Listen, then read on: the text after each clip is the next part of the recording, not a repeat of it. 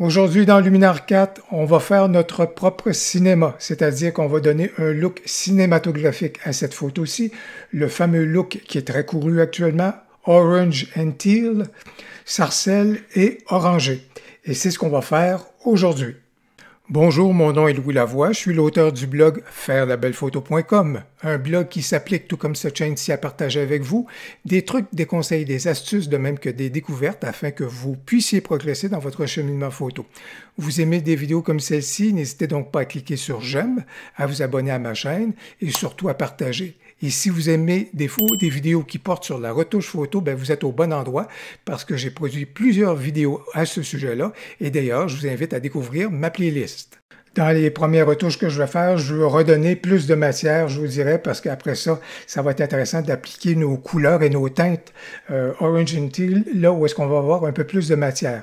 Alors, la première des choses que je veux faire, c'est, si j'appuie sur la lettre J, ou encore le petit triangle dans le haut, ça m'indique que j'ai des blancs qui sont assez brûlés, je vous dirais. C'est une double exposition, c'est une journée très ensoleillée, alors c'est pour ça que si je replie sur la lettre J, je m'aperçois que j'ai déjà, en diminuant mes hautes lumières, j'ai déjà amélioré la situation passablement. Il me manque beaucoup d'informations. Quand vous voyez ici mon histogramme, il manque de l'information donc dans ma zone des noirs. Alors c'est pour ça que je vais descendre mes noirs pour récupérer un peu plus de matière de ce côté-là. Et vous voyez l'effet que ça provoque déjà. C'est intéressant. Ça vient enrichir la matière et ça annonce des choses intéressantes par la suite. Contraste intelligent, je veux beaucoup augmenter le contraste. J'exagère, pas que j'exagère, mais j'appuie beaucoup parce que dans ce cas-ci, on s'en va vraiment vers quelque chose qui n'est pas nécessairement en nuance, mais on veut aller chercher de belles teintes, puis on veut le faire, on veut l'appliquer sur de la matière. Alors, c'est pour ça que je rajoute des éléments qui sont comme ça. Alors, je vous dirais qu'initialement, au niveau justement de mon panneau de lumière ici, c'est pas simplement les retouches que je voulais faire, je vous dirais que je vais juste profiter de ma courbe de tonalité pour accentuer encore un petit peu plus ma zone d'ombre et ma zone des noirs. Et jusqu'à maintenant, ça me plaît. Juste avant de quitter mon panneau de lumière, ici, c'est quelque chose qui me permet beaucoup de jouer au niveau de la structure. Et en fait, puisque ça reprend un peu clarté qu'on connaît dans Lightroom, en fait, le micro-contraste, je vous dirais que je vais en mettre passablement ici, je vais vraiment en profiter pour donner de la présence. Habituellement, je ne vais jamais de façon aussi appuyée, mais je suis dans le domaine de la double exposition et je gagne à aller me trouver de la matière et c'est un sujet qui est extrêmement graphique. Alors, c'est pour ça que j'ai pas de réserve là à justement profiter des formes et venir vraiment faire ressortir ces formes-là. Ensuite, je vais me diriger du côté, à ce moment-là, vraiment, je vais aller du côté du virage partiel parce que c'est ici que ça va vraiment se jouer. Et pour ce faire, à ce moment-là, au niveau des ombres, c'est certain que c'est ici que je vais aller chercher ma couleur teal. Alors, la meilleure chose pour illustrer la chose, on est capable de mettre notre saturation à 100% et vous allez voir que par la suite, on est capable d'apporter des ajustements, je vous dirais. Donc, ce que je vais aller chercher, c'est la couleur, donc, qui est cette couleur qui est justement juste ici, qui commence à se poindre. Voilà. Ça, c'est à peu près cela. La couleur teal, c'est cet élément-là, mais elle est beaucoup, beaucoup saturée.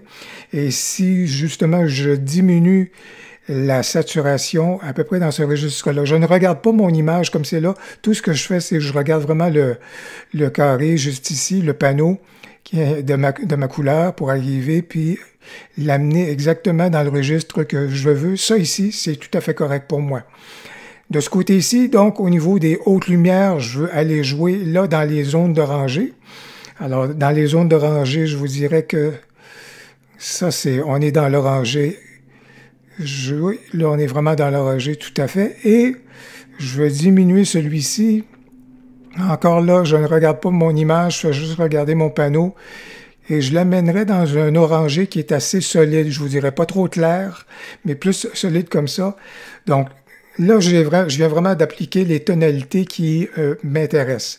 Dans Luminar, c'est intéressant, mais comme dans d'autres éditeurs, c'est certain qu'on a un contrôle juste ici qui est très important. Quel est l'équilibre? En fait, est-ce qu'on veut favoriser une couleur dans les hautes lumières au dépend des ombres, ou bien c'est plutôt les ombres qui doivent prédominer? Dans ce cas ici, je pense que Et là, pour ce faire, je vais juste regarder, moi, les bandes jaunes qu'on a là, comparativement à la couleur qui est venue s'appliquer dans les zones plus sombres. Et je pense que je vais favoriser un petit peu plus, un tout petit peu les zones d'ombre. Alors, je vais amener ça de ce côté-ci. Alors ça, c'est tout à fait correct. Alors, on peut aller dans les zones d'autres lumières ou encore au contraire complètement dans l'ombre, mais comme c'est là, je vais plus privilégier légèrement les ombres et ça va s'arrêter là. Et je vous dirai un autre contrôle qu'on a par rapport à ce virage partiel-là, quelle est l'intensité qu'on veut qu'on veut au niveau de notre effet. Ben, dans ce cas-ci, je pense que je vais juste l'augmenter légèrement, mais sans plus. Et de ce côté-ci, donc, j'ai donc appliqué mes tonalités grâce au panneau de virage partiel.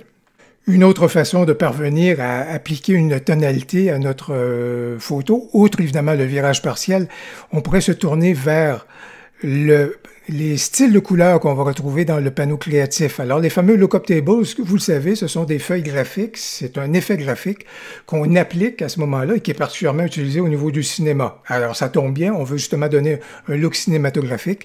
Donc, vous pourriez effectivement explorer parmi les lots qui sont disponibles et vous allez retrouver des effets qui vont s'approcher et s'apparenter à ce qu'on vient juste de réaliser grâce au virage partiel. Dans mon cas, j'ai voulu le faire de façon un peu plus manuelle pour avoir davantage de contrôle et puis pour exactement saisir ce que je voulais, mais avec les lots, c'est une autre façon d'y arriver.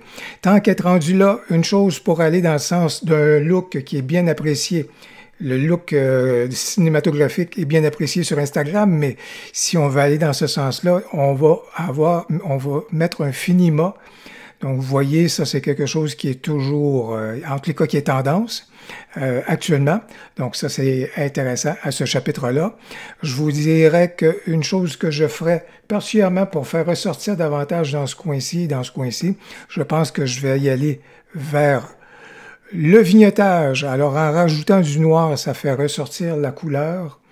Et donc, on va aller de façon assez prononcée au niveau du vignettage, comme vous pouvez le constater. C'est intéressant. Et une dernière chose que je ferais, j'augmenterais encore, je profiterais des possibilités d'avancer au niveau du contraste pour justement amplifier le contraste au niveau de particulièrement juste ici, au sol, sur la rue. Alors, ça va faire augmenter à ce moment-là le contraste. On est parti donc. De cela, on s'est rendu jusqu'ici pour donner ce fameux look orange and teal. Et une dernière chose qu'on peut toujours faire lorsqu'on aime bien ce qu'on vient de réaliser, c'est de conserver ce traitement-là comme étant un look qu'on va pouvoir réutiliser. Alors, enregistrer le nouveau look juste ici. Et je vais l'appeler orange teal avec finima. Et voilà donc un traitement photo que je vais pouvoir utiliser pour d'autres photos. J'espère que la vidéo vous sera utile, j'espère qu'elle vous a plu. Si c'est le cas, n'hésitez donc pas à cliquer sur j'aime et j'ai bien hâte de vous lire dans les commentaires. Au plaisir, à la prochaine.